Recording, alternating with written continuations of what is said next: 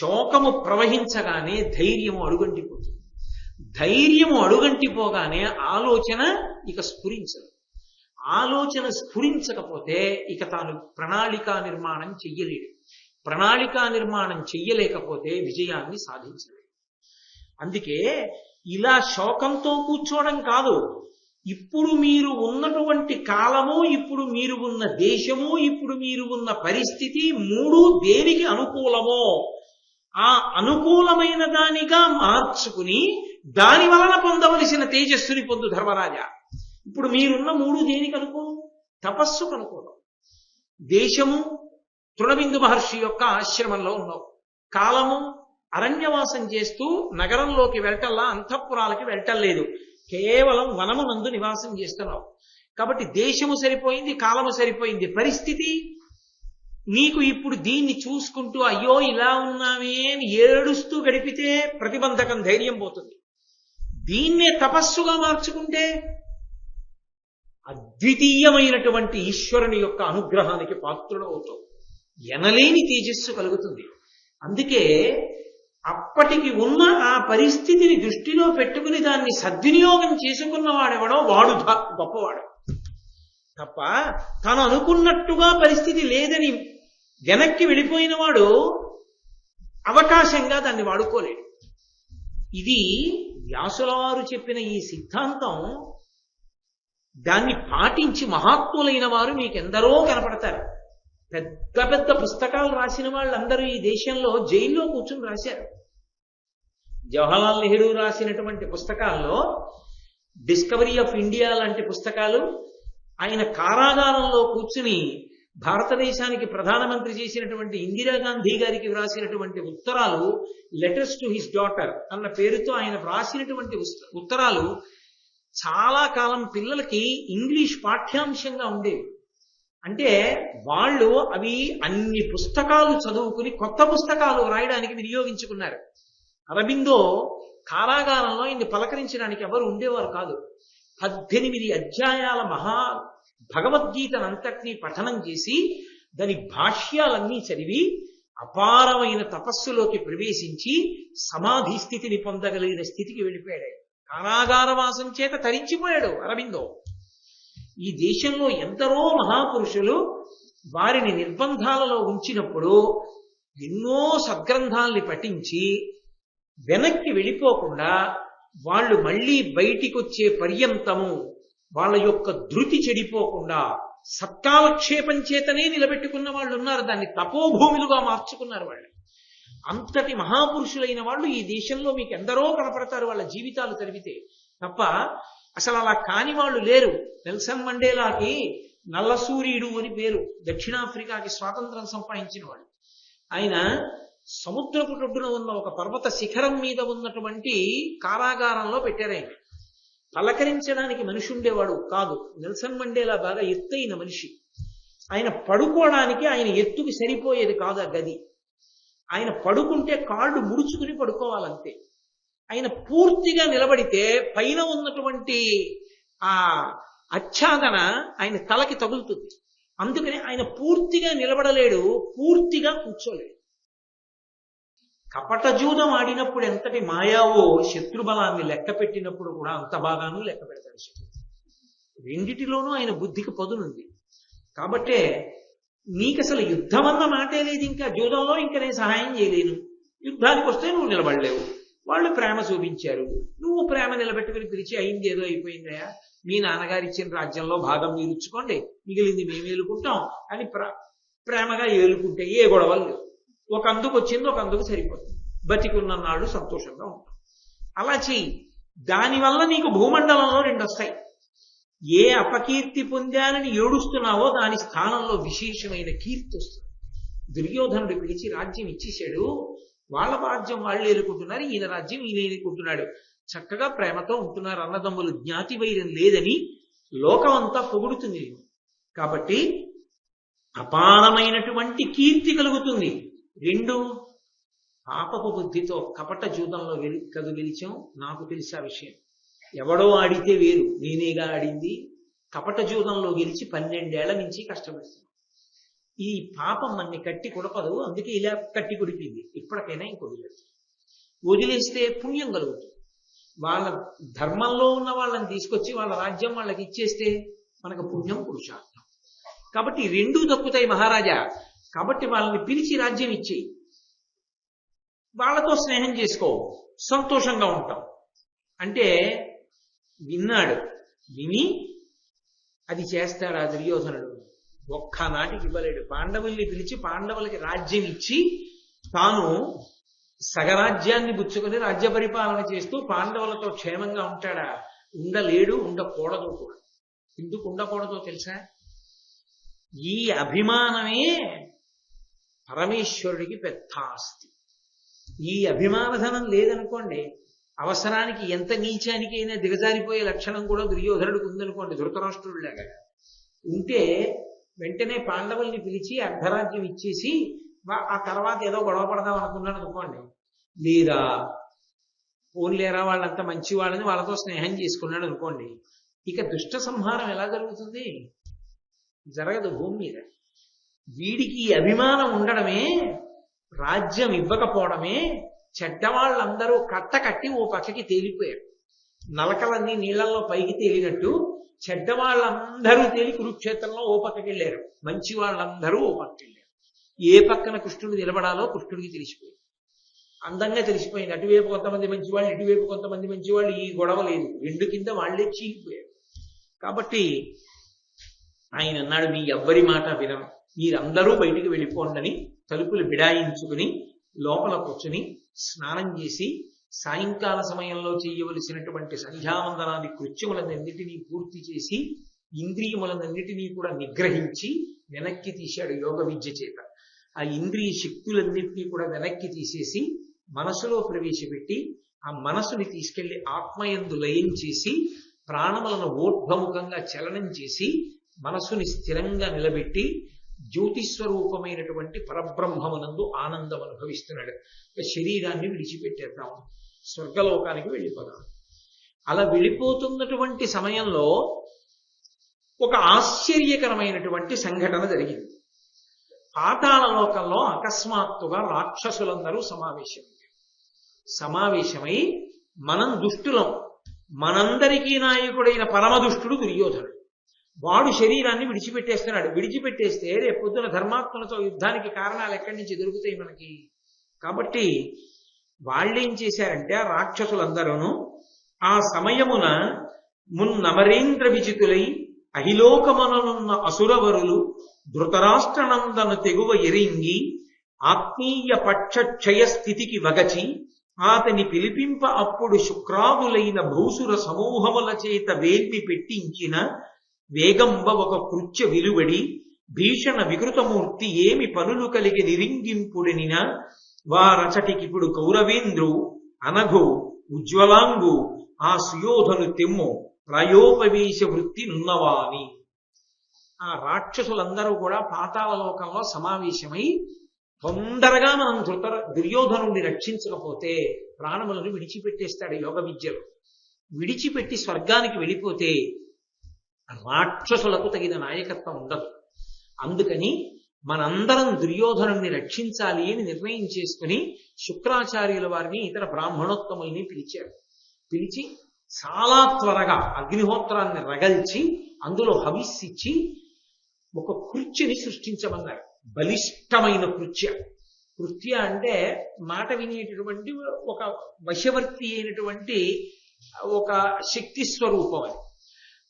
అది పాతక కృత్యాలుగా ఉపయోగింపబడితే కృత్య అంటారు. కాబట్టి ఆ కృత్యని సృష్టించాడు శుక్రాచార్యుల వారు బ్రాహ్మణులతో కలిసి. ఆ కృత్య అగ్నికుండంలోంచి పైకి వచ్చింది. ఏమి ఆజ్ఞ, ఏం చేయమంటారని అడిగింది. వెంటనే వాళ్ళు అన్నారు, భూలోకంలో హస్తినాపురానికి అరణ్యానికి ద్వైతవనానికి మధ్యలో ఉన్నటువంటి ఒక సమతల ప్రదేశంలో ఉన్న శిబిరంలో దుర్యోధనుడు ప్రాయోపవేశం చేసి ఉన్నాడు. ప్రాణములను విడిచిపెట్టేసేటట్టుగా ఉన్నాడు. అతనికి కూడా బాహ్య స్మృతికి తెలియకుండా ఉన్నవాణ్ణి ఉన్నట్టుగా ఎత్తి పాతాళ లోకానికి తెచ్చేయాలి. ఇది కనురెప్ప వేసి తీసే లోపల అయిపోవాలి. అంత తొందరగా తీసుకురమ్మన్నారు. ఆ కృత్య యొక్క శక్తి అటువంటిది. వెంటనే ఆ కృత్య భూమండలానికి వచ్చి ప్రాయోపవేశం చేసి సమాధివిష్టుడై కూర్చున్నటువంటి దుర్యోధనుణ్ణి కదిపి ఎత్తుకుని పాతాళలోకానికి తీసుకెళ్ళి ఆ రాక్షసుల మధ్య కూర్చోపెడితే ఆ దుర్యోధనుడికి ఆ రాక్షసులు చేసినటువంటి ఆ మంత్ర ప్రయోగము వలన తెలియొచ్చింది. బహిర్ముఖుడై చూశాడు ఆ రాక్షసులందరినీ. ఏమిటి వీళ్ళందరూ ఎవరనుకున్నాడు. వాళ్ళన్నారు, మాకు రాక్షసులకి సరి అయిన నాయకత్వం లేదు, అందుకని దేవతలు మమ్మల్ని ఓడిస్తున్నారు. మేమందరం కలిసి ఒకానొకప్పుడు పార్వతీ సహితుడైనటువంటి పరమేశ్వరుడు గురించి తపస్సు చేశాం. పరమేశ్వరుడు ప్రత్యక్షమయ్యాడు పార్వతీ సహితుడు. ఏం కావాలరా మీకు అని అడిగాడు. మాకు చాలా గొప్ప శరీరం ఉన్నటువంటి వాడు, అతి బలవంతుడైనటువంటి నాయకుడు కావాలి అని అడిగాడు.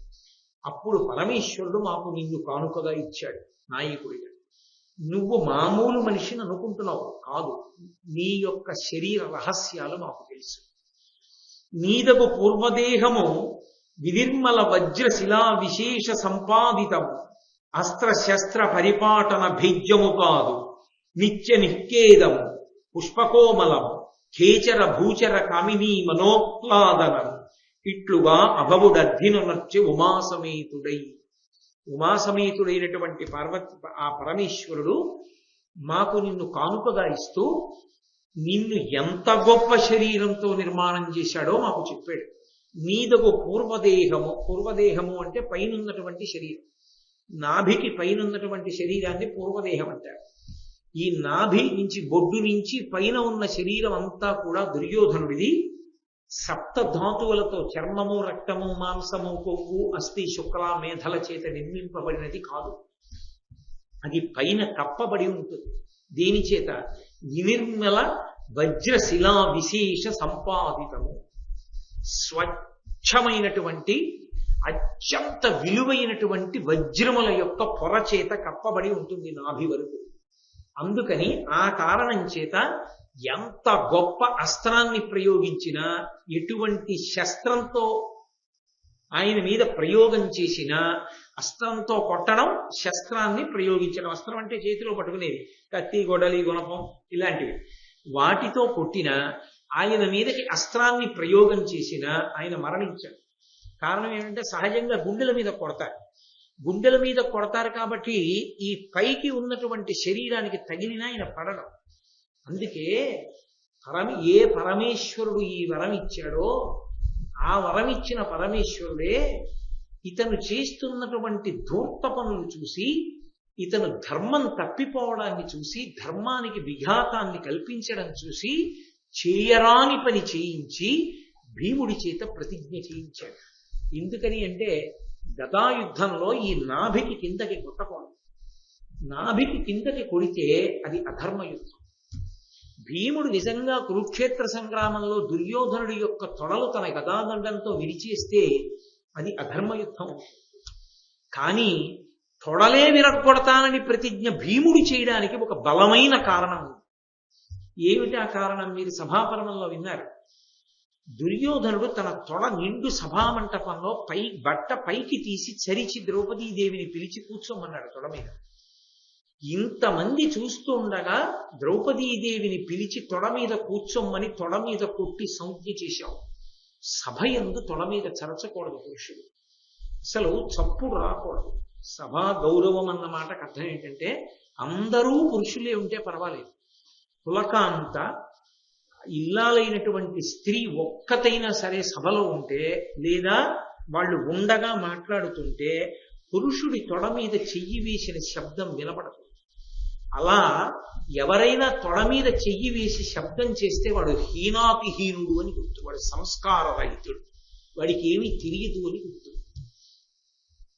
అంత పెద్ద సభలో భీష్మ ద్రోణాది మహాపురుషులున్న సభలో తనకి తల్లితో సమానమైనటువంటి ద్రౌపదీదేవిని తొడచరిచి బంధకి, ఈమె పతివ్రత ఏమిటి, 5గురికి ఇల్లాలు కాబట్టి ఎంతమందికైనా ఇల్లాలి అని ఆమెని చాలా తక్కువ స్థాయిలో ఊహ చేసి తొడ మీద చప్పుడు చేసి కొట్టి వచ్చి కూర్చోమన్నాడు. ఇది పరమదోషం గనక ఏ తొడ చప్పుడు చేశాడో ఆ తొడలు విరిచేస్తానని ప్రతిజ్ఞ చేశాడు. ఇప్పుడు సుక్షత్రియుడైన భీముడు ఆయన తొడలు విరగ్గొడితే ఆయనకి దోషం రాలేదు. అందుకే పరమేశ్వరుడు ఎందుకైనా మంచిదని పూర్వదేహాన్ని వజ్ర నిర్మితం చేశాడు. నాభి పైభాగం అంతా వజ్ర సదృశం కాబట్టి దాని మీద ఏది పెట్టి కొట్టినా ఆయన చావడు. కానీ తొడ కింద కొడితే మాత్రం పడిపోతాడు. తొడల మీద కొట్టడానికి భీముడు ప్రతిజ్ఞ చేశాడు. ప్రతిజ్ఞ చేశాడు కాబట్టి దుర్యోధనుడు మరణించాడు.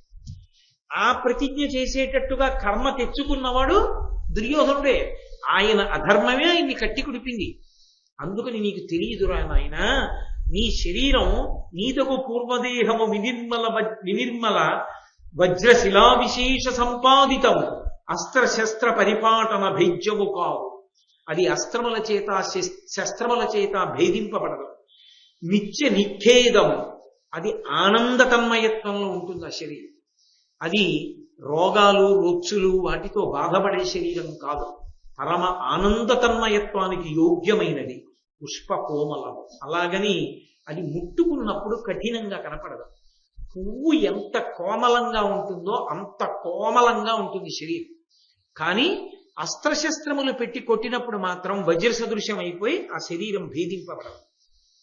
ఇంత రెండు పరస్పర విరుద్ధమైన విషయాలని పరమేశ్వరుడు నీ యందు ఉంచాడు. దీని వలన ఏమైందో తెలుసా? సాధారణంగా పురుషులకు ఉండేటటువంటి వాళ్ళు, అందున మల్లయుద్ధ యోధులకు ఉండే కఠినమైన శరీరం నీకు లేదు. కుసుమకోమలమైన శరీరం కాబట్టి నీ శరీరాన్ని చూసినప్పుడు కేచర భూచర కామిని మనోహ్లాదన దేవకాంతలు గంధర్వకాంతలు భూమి మీద ఉండే కాంతలు నీ వంక చూసినప్పుడు మోహిస్తారు. అంత అద్భుతమైన శరీరం నీ శరీరం. పైగా అటువంటి శరీరం ఉండేటట్టుగా స్వయంగా అభవుడు అర్ధినునొచ్చి ఉమాసమేతుడై పార్వతీ సహితుడైన పరమేశ్వరుడు వరమిచ్చాడు. కాబట్టి నీవు ధరిత్రి పుట్టుటయు నీకు సహాయము చేయబోరి నానావిధ దైత్యదానవగణంబులు రాజకులంబులందు సద్భావనముద్భవించే పటు బాహులు దివ్య మహస్త్ర కోవిదుల్ ద్రావిత వైరులుర్వి భగదత్త పురస్సురులైన వీరులై.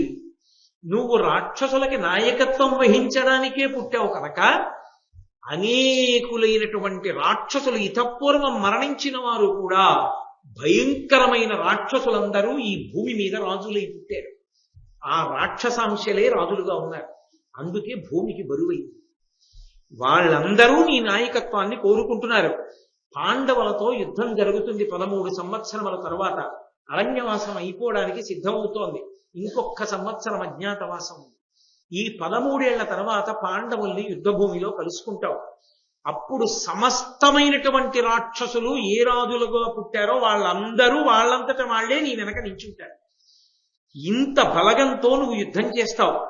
ఇంత బలగంతో యుద్ధం చేసేటప్పుడు భగదత్తుని వంటి మహావీరులైనటువంటి వారందరూ కూడా అందుకే జన్మించారు. నీతో నేను భగదత్తుని యొక్క చరిత్ర చెప్పాను. అసలు భగదత్తుణ్ణి ఎవ్వరూ పడగొట్టలేరు. ఎందుచేత అంటే ఆయన దగ్గర ఒకనాడు నరకాసురుడిగా సంహరింపబడినప్పుడు శ్రీ మహావిష్ణువు నిత్యరక్ష కొరకు ఇవ్వబడినటువంటి ఆ అద్భుతమైనటువంటి తేజస్సుంది.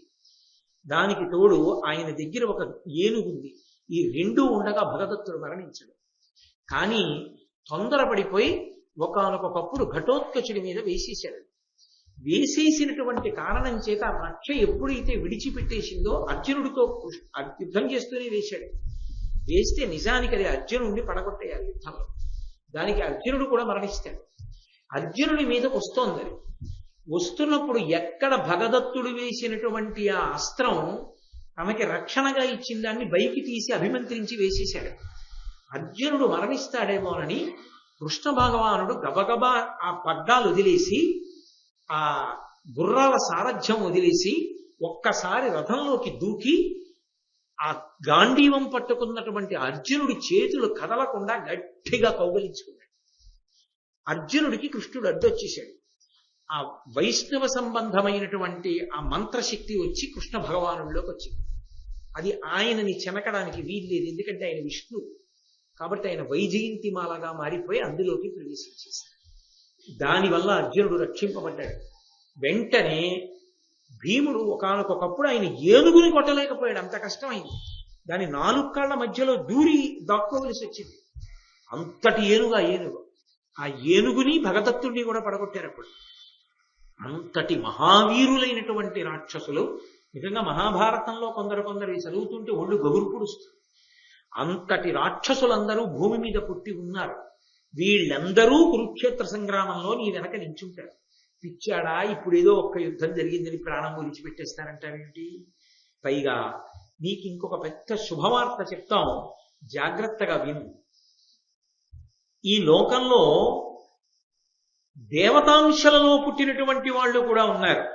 వాళ్ళు సాక్షాత్తుగా భీష్మాచార్యుల వారు, ద్రోణాచార్యుల వారు, కృపాచార్యుల వారు వీళ్ళందరూ కూడా దేవతాంశల్లో పుట్టారు. కాబట్టి వీళ్ళకి రాక్షసాంశలలో పుట్టిన వాళ్ళకి యుద్ధం జరుగుతుంది. జరిగితే మరి భీష్ముడి లాంటి వాడికి స్వచ్ఛంద మరణం వరం ఉంది. కాబట్టి మరి భీష్ముడి చేతిలో చచ్చిపోరా అని నువ్వు అనుమానపడతావేమో. ఒక విచిత్రం జరగబోతోంది. దేవతాంశలలో ఉన్నవాళ్ళు కూడా రాక్షసాంశలలో ఉన్న వాళ్లతో కలిసి చాలా కాలం ఉంటారు. ఉన్న కారణం చేత వాళ్ళ బుద్ధి మీద ఈ సహవాస దోషం పడిపోతుంది. పడిపోయిన కారణం చేత వాళ్ళ బుద్ధి ప్రభావితమవుతుంది. ప్రభావితమై తప్పు నిర్ణయాలు తీసుకుని నీ వెనక్కే చేరుతారు. చేరి ఒక అయోమయావస్థ ఏర్పడి వాళ్ళని వాళ్లే పొడుచుకు చంపుకుంటారు. వాళ్ళల్లో వాళ్ళు యుద్ధాలు చేసుకుంటారు. కాబట్టి దేవతాంశాలు నిన్నేం ఇబ్బంది పెట్టవు. ఇంకా అంతకన్నా పెద్ద శుభవార్త నీకొకటి చెప్తాను. కురుక్షేత్ర సంగ్రామం జరిగేటటువంటి సమయంలో శ్రీకృష్ణ భగవానుడి చేతిలో మరణించినటువంటి నరకాసురుని యొక్క అంశ కర్ణుణ్ణి ఆవహించినప్పుడు ఆ పగతో నరకాసురుడు శ్రీకృష్ణుణ్ణి అర్జునుణ్ణి ఇద్దరినీ సంహరిస్తాడు. ఇద్దరినీ సంహరించిన కారణం చేత కృష్ణార్జునులు పడిపోతాడు. పడిపోయినప్పుడు ఇక మిగిలిన వాళ్ళు ధైర్యంగా యుద్ధం చెయ్యలేరు. అర్జునుడు లేకపోతే, కృష్ణుడు లేకపోతే కాకావికలవుతుంది సైన్యం. అప్పుడు నువ్వు దాన్ని ఆక్రమిస్తావు. నువ్వు కురుక్షేత్ర సంగ్రామంలో అందరినీ ఓడిస్తావు. ఓడించి పాండవులందరూ నీ చేత నిహతులైపోతారు. అందరూ సంహరింపబడిన తరువాత ఈ అఖండ భూమండలానికంతటికీ నువ్వే చక్రవర్తి. ఇవాళ నీకు జరిగిన అవమానం చాలా తక్కువ. యథార్థానికి శాశ్వతమైనటువంటి ప్రతీకారాన్ని రాబోయే కాలంలో నువ్వే తీర్చుకోబోతున్నావు. కాబట్టి పిచ్చివాడ చచ్చిపోతానంటావేమిట్రా, ఆలోచన విరమించేసేయి అని వాళ్ళు చెప్పి మళ్ళీ కృష్ణుని పిలిచి తీసుకెళ్లి భూమండలం మీద ఆయన కుటీరంలో దిగబెట్టి రమ్మన్నారు. తీసుకెళ్లి పెట్టేసి. ఇవన్నీ విచిత్రం ఏమిటంటే కొద్ది నిమిషములలో జరిగిపోయి దుర్యోధనుడు తన కుటీరంలోనే ఉండి కళ్ళు విప్పాడు. ఇప్పుడు తెల్లబోయాడు. ఏమిట్రా ఇది, నిజంగా నేను వెళ్ళానా పాతాళలోకానికి, నాకు చెప్పారా అని ఆలోచించాడు.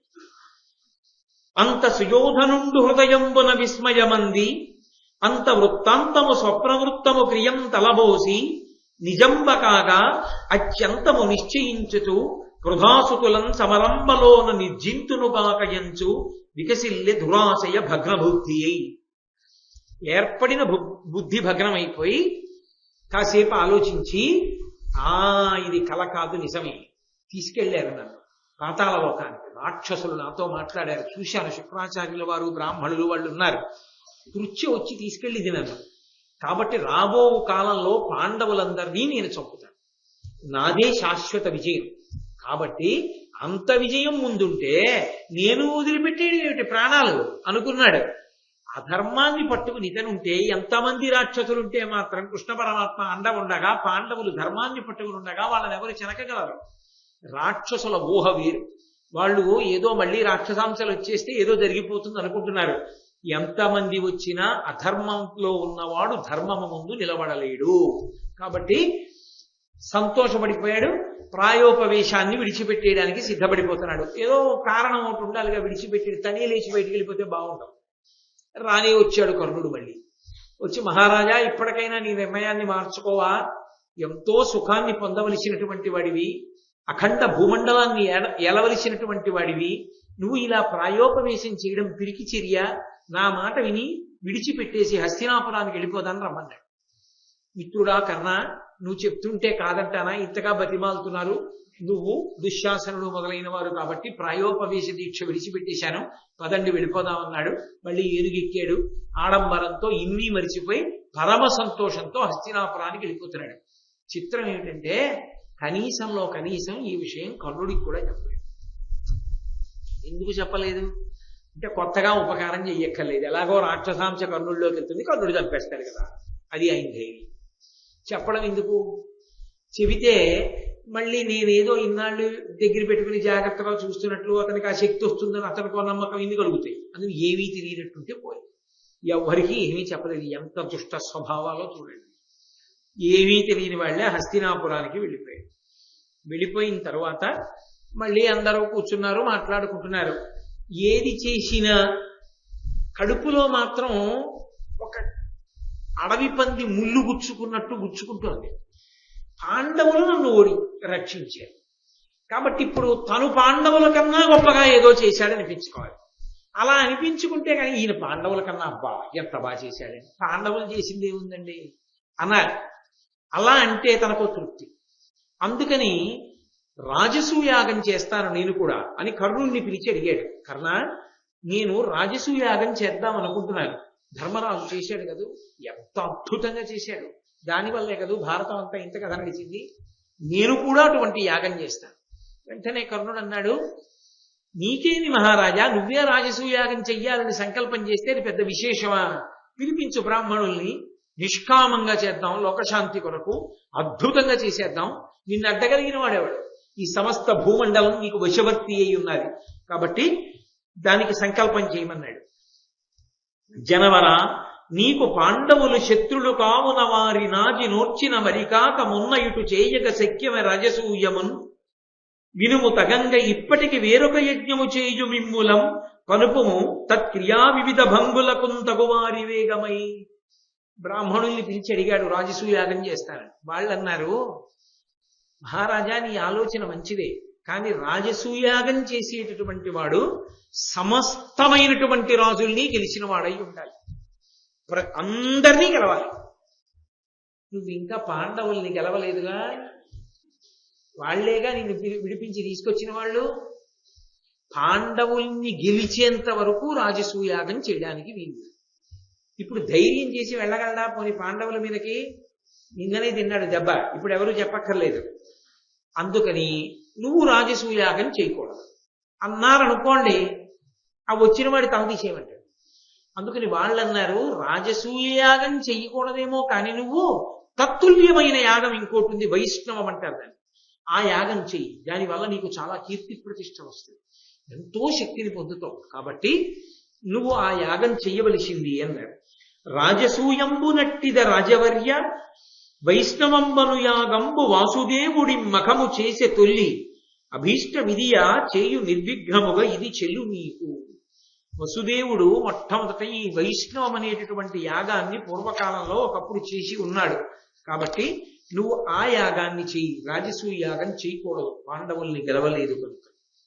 తప్పకుండా అలాగే చేస్తానన్నాడు. అందరికీ కబురు చేశాడు. అందరికీ కబురు చేసినప్పుడు ధర్మరాజు గారికి కూడా శుభలేఖ పంపించాడు. ప్రత్యేకంగా ఒక దూతనిచ్చి పంపించాడు. ఎందుకని? ఆ దుష్టబుద్ధి పోదు. ధర్మరాజు గారు వచ్చి చూడాలి, చూసి అబ్బా ఎంత యాగం, ఎంతమంది భోజనాలు చేస్తున్నారు, ఎన్ని కానుకలు, లోపల ఏడవాలి అని వీడి ఉద్దేశం. అందుకని ధర్మరాజు గారికి శుభలేఖ పంపాడు. ఒక బ్రాహ్మణుడు పట్టుకెళ్ళి ధర్మరాజు గారికి ఇచ్చాడు. ధర్మరాజు గారి ధర్మం ధర్మరాజు గారు, ఆయన ఎప్పుడూ పరమధార్మికుడే. ఆయన అన్నాడు, అనగుడు ధర్తరాష్ట్రుడు మహాద్ధర కర్మ ధురీణుడయ్యనా విని ప్రియమంది చిత్తము పవిత్రితమయ్య కులంబు వింటే అయినను తగమేవ పూనిన ఘనంబగు పూనిక తీర్పకి విధంబుననటరా ఒడంబము ఒడంబడము భూవరుతో ఇది చెప్పు మెప్పడం. చాలా సంతోషమయ్యా, నా తమ్ముడైనటువంటి దుర్యోధనుడు అద్భుతమైనటువంటి యాగాన్ని చెయ్యాలి అని నిర్ణయం చేసుకుని ఉన్నాడు మనసులో. కులం పవిత్రమైంది ఇవాళ అతను చేస్తున్నటువంటి పని వల్ల. చాలా గొప్ప యాగం చేస్తున్నాడు, మాకు రావాలని ఉంది కానీ రాకూడదు. ఎందుచేత అంటే 12 సంవత్సరములు అరణ్యంలో ఉంటామని కదా ప్రతిజ్ఞ చేశాం. ఆ జూదం జరిగినప్పుడు. అయినప్పుడు మళ్ళీ నేను అరణ్యవాసాన్ని విడిచిపెట్టి యాగం జరిగినంత కాలం అక్కడికి వస్తే నా వాక్కు భంగం అయిపోలా, ప్రతిజ్ఞాభంగం కాలా, నేను ధర్మం తప్పకూడదు. పిలవడం నా తమ్ముడి గౌరవం, కానీ రాకుండా ఉండడం అన్నగారిగా నా ధర్మం. కారణం ఒక్కటే, బంధుప్రీతి లేక కాదు, నేను ఇచ్చిన మాట తప్పకూడదు కనుక, అరణ్యవాసమే చెయ్యాలి కనుక. వెనక్కి వెడితే నా వాక్కు భంగం అయిపోతుంది. ఎందుకని? ఎప్పుడైనా మాట తప్పారో మళ్ళీ 12 ఏళ్ళ అరణ్యవాసం, 1 సంవత్సరం అజ్ఞాతవాసం చెయ్యాలి. పిలిచాడు కదా, యజ్ఞం కదా అని పొరపాటున ధర్మరాజు గారు కానీ వెళ్ళాడు అనుకోండి, వెంటనే యజ్ఞం అంతా అయిన తర్వాత ఆ సభలోనే అడుగుతాడు, 12 ఏళ్ళు అరణ్యవాసం చేస్తానన్నవాడు అంతఃపురాలకు వచ్చి యాగం చూశాడా లేదా? అడవిలో లేడు కదా, 12 ఏళ్ళు పూర్తిగా దగ్గరికి వచ్చేస్తోంది, 12వ ఏడు పూర్తవుతోంది, ఇంకా 12వ సంవత్సరం నడుస్తోంది. కాబట్టి మళ్ళీ 12 ఏళ్ళు అరణ్యవాసం చేయమంటారు. అందుకే ఆయన కుట్రని తన మెత్తని మాటలతో ఛేదించాడు ధర్మరాజు. నేను రాకూడదు, నా తమ్ముళ్ళు రాకూడదు, ద్రౌపదీదేవి రాకూడదు, కాబట్టి నేను రాలేనని చెప్పానని చెప్పు. వెంటనే భీమసేనుడు అన్నాడు, మా అన్నయ్య చెప్పిన మాటలే కాదు, నేను చెప్పిన మాటలు కూడా చెప్పు. 12 ఏళ్ళు అయిపోతున్నాయి, ఇంకొక సంవత్సరం ఉంది. యజ్ఞంలో బలి పశువుని కట్టి బలిచ్చినట్టు బలిస్తానని కూడా చెప్పు. ఇచ్చి రాజ్యాన్ని ఆక్రమిస్తాం. కాబట్టి ఇంక ఎంతో కాలం లేదని చెప్పానని కూడా నేను భీముడిలా అన్నాడని చెప్పు, మొహమాట పడవ. ధర్మరాజు గారు అలా అన్నాడు, భీముడు ఇలా అన్నాడు, 2 మాటలు చెప్పు సుమా. తప్పకుండా చెప్తానన్నాడే. వెళ్ళిపోయాడు. వెళ్ళిపోయిన తర్వాత ఏదో ఆ వైష్ణవమన్న యాగం చేయడం చక్కగా చేశాడు. ఎప్పుడైనా ఉన్నమాట ఉన్నట్లు మాట్లాడాలి తప్ప ఏదో మన పక్షపాతాలతో ఇంకోలా మాట్లాడకూడదు. కావ్యాన్ని మీరు పరిశీలనం చేస్తే ఒక అద్భుతమైన విషయం మీకు కనపడుతుంది. మంచి పని చేసినప్పుడు ఋషి వాంగ్మయము అంటారు. ఇవన్నీ ఋషులు చెప్పినటువంటివి. ఋషుల వాంగ్మయంలో ఉండే గొప్పతనం ఏంటంటే, మంచి పని చేసినప్పుడు చాలా గొప్పగా చేశాడని చెప్తారు, చెడ్డ పని చేసినప్పుడు చెడ్డ పని చేశాడు అని చెప్తారు. అసలు వాల్మీకి మహర్షి అయితే ఇంకా చమత్కారం. మంచి పని చేశాడని చెప్పారు, చెడ్డ పని చేశాడని చెప్పారు. ఏం చేశాడో చెప్తారు. తెల్లవారుజామున లేచాడని చెప్తారు. అబ్బా, చాలా మంచిది కదా తెల్లవారుజామున లేవడం. లేస్తూనే కామంతో సీతమ్మ దగ్గరికి వెళ్ళాడు అని చెప్తారు. ఎంత తప్పు పోయినది, ఎందుక లేవడం? ఆయన ఇది మంచి అనరు, ఇది చెడనరు, ఏది జరిగిందో చెప్తారు. అది కావ్య భాష. ఇక్కడ చిత్రం ఏమిటంటే, వీళ్ళు ఈ యజ్ఞాన్నంతటినీ చాలా బాగా చేశారు. చాలా బాగా చేశారన్న విషయాన్ని ఎర్రాప్రగడ గారు దాచలేదు. చాలా చక్కగా చేశారు. ఎంతమంది భోజనాలు చేశారు. అక్కడికి వచ్చిన వాళ్ళల్లో కొందరు ఇది ఒకానొకప్పుడు హరిశ్చంద్రుడు చేసిన రాజసూయాగం కన్నా చాలా గొప్పది అన్నారు. కొందరు అన్నారు ధర్మరాజు గారు చేసిన రాజసూయాగం కన్నా ఇది గొప్పదన్నారు. మరికొందరు అన్నారు ధర్మరాజు గారు చేసిన రాజసూయ యాగంలో ఒక అన్నపు వెతుకులో కోటు వంతుకి ఇది చాలు. భిన్న వాక్కులు వినపడ్డాయి. అంటే అలా పొగడబడిన విషయం కూడా ఉందా లేదా? దేవతలందరూ ప్రీతి చెందారు. యజ్ఞము ఎలా జరగాలో అలా జరిగింది. ఎన్ని లక్షల మందో అన్నం తిన్నారు. అంత వైభవోపేతంగా చేశాడు. యజ్ఞం పూర్తయింది. అవబృధ స్నానం అంటారు. ఆ పవిత్ర జలాలతో స్నానం చేస్తారు. స్నానం చేశాడు. పెద్దలైనటువంటి ధృతరాష్ట్రుడికి, గాంధారికి, భీష్మాచార్యుల వారికి, గురువు గారైన ద్రోణాచార్యుల వారికి అందరికీ నమస్కారాలు చేశాడు. వాళ్ళ ఆశీర్వచనాలు పొందాడు. అయిపోయిన తర్వాత ఒకరోజు దుర్యోధనుడు, కర్ణుడు కలిసి తిరుగుతున్నారు. భీష్మాచార్యుల వారు వచ్చారటుగా. ఆయన మహానుభావుడు, వంశకర్త, పెద్దవాడు. తనంత తానుగా రాజ్యాధికారాన్ని విడిచిపెట్టుకున్నాడు తాత. ఆయన కనపడన్నాడు, ఏమిరా ఇంకా వీడితోనే తిరుగుతున్నావా నువ్వు అన్నాడు.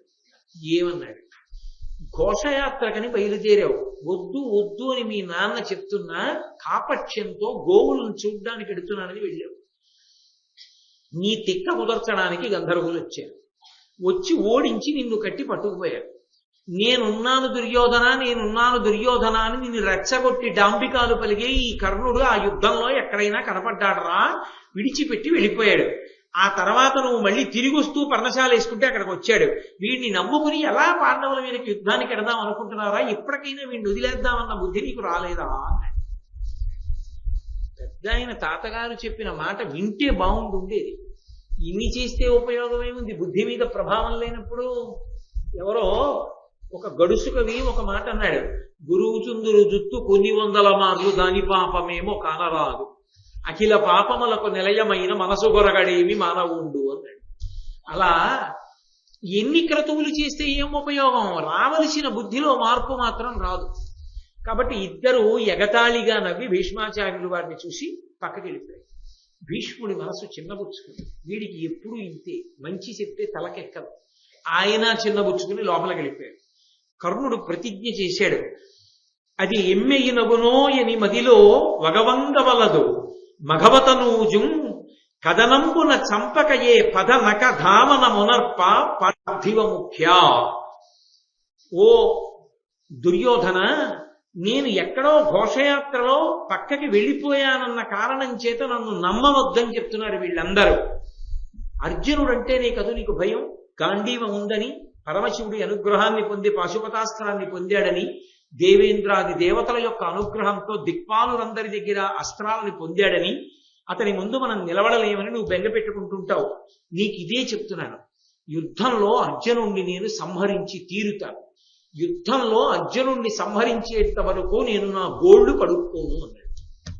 నేను నా గోళ్లు కడుక్కోను అన్న మాటకు అర్థం ఏంటో తెలుసా? కాలిగోళ్లు కడుక్కోను అన్నాడు. కాలిగోళ్లు కడుక్కోను అన్న మాటకు అర్థం ఏంటంటే, కాలిగోళ్లు కడుక్కోవడం ప్రత్యామ్నాయంగా కాళ్ళు కడుక్కోవడం. ఎందుకంటే భోజనం చేశారనుకోండి, భోజనం చేస్తే కాళ్ళు కడుక్కోకుండా ఇంట్లోకి రాకూడదు. భోజనం చేస్తే బయటికి వెళ్ళి చేయి కడుక్కు రావడం కాదు, కాళ్ళు కడుక్కుని వెళ్ళాలి ఇంట్లోకి. ఒక్కొక్క చోటుకి వెళ్ళినప్పుడు కాళ్ళు కడుక్కోవడానికి నీళ్లు లేవనుకోండి, కాళ్ళు కడుక్కోవడానికి నీళ్లు పెట్టలేదేమండి అని అడగకూడదు. లేదా అక్కడ కాళ్ళు కడుక్కుంటే తర్వాత చాలా ఇబ్బంది కలుగుతుంది అని మీకు అనిపించింది అనుకోండి, అప్పుడు కాళ్ళు కడగడం మానేసి ఏం చేస్తారంటే కొద్దిగా నీళ్లు గోళ్ల మీద పోసుకుంటారు. గోళ్లని కడిగినా, గోళ్ల మీద విభూతి రాసినా, గోళ్ల మీద అర్చన చేసిన శ్రౌత సంప్రదాయమునందు పాదార్చన చేసినట్టు, పాదములను శుద్ధి చేసినట్లే ఒక్క బొటనవేలి గోళ్లు రెండింటికి విభూతి అలది, ఆ బొటనవేలి గోళ్లు రెండింటి మీద గంధం రాసి బొట్టు పెడితే పాదముల రెండింటికి అలంకారం పూర్తిగా చేసేసినట్టు. అందుకే అది ప్రత్యామ్నాయం. లఘు పూజగా చెయ్యవలసి వస్తే ఎప్పుడైనా అలా చేస్తారు. మీరు ఎప్పుడైనా చూశారో లేదో, ఈ లక్షవర్తి నోములు లక్ష్మీనారాయణార్చన అవి చేస్తూ ఉంటారు. చేసినప్పుడు నారాయణ స్వరూపాయ బ్రాహ్మణాయ తుభ్యం నమః అని, నారాయణ స్వరూపంగా ఓ బ్రాహ్మణ నిన్ను నేను ఆహ్వానిస్తున్నాను కూర్చోబెట్టి యథార్థానికి కాళ్ళు కడిగి చందన అలంకారం చెయ్యాలి. చేసి ఆయనకి కూడా పారాణి పెట్టవచ్చు, తప్పేం లేదు. పెట్టి పుష్పాలతో పూజ చేస్తారు. అలా అంతసేపు సమయం తీసుకుంటుందని కానీ, లేదా అది కొంచెం ఇబ్బందికారకంగా ఉంటుందేమో అని కానీ అనిపిస్తే లఘు ప్రక్రియ ఏం చేస్తారంటే గోళ్లు కడుగుతారు. నీళ్లు పోసి గోళ్లు కడతారు. ఆ గోళ్లు కడగడానికి కూడా మార్గం ఉంటుంది. చిన్నో చిన్నో దేవి అన్న మంత్రంతో ఎడంచి కింద పెట్టి పట్టుకుని బొటనవేలితో ఇలా గోళ్లు కడుగుతూ కుడి చేత్తో పొయ్యాలి. నీళ్లు పోస్తూ కడుగుతారు. కడిగి ఆ విభూతి చందనం బొట్టు పెడతారు.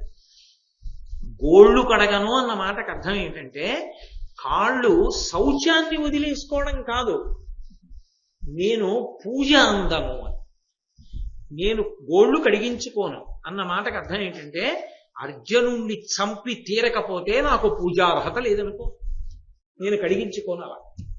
కాబట్టి నేను అర్జునుణ్ణి చంపుతా కురుక్షేత్ర సంగ్రామంలో, ఇది నా ప్రతిజ్ఞ దుర్యోధన మహారాజా, కాబట్టి నన్ను నమ్ము. ఎంతో సంతోషపడిపోయాడు. ఇంకే ఉంది, కర్ణుడు ఎలాగో ప్రతిజ్ఞ చేశాడు, మనసులో ఒక సంతోషం, నరకాసురుడు ఆవహిస్తాడు, చంపేస్తాడు. కాబట్టి ఇక్కడ ఈయన ఇలా సంతోషంగా కాలం గడుపుతున్నాడు. ద్వైతవనంలో ధర్మరాజు గారు చాలా బెంగ పెట్టుకున్నాడు. వాళ్ళకి తెలియని విశేషాలు ఏమి ఉండవు, తెలుస్తూ ఉంటాయి. కర్ణుడు ప్రతిజ్ఞ చేశాడు.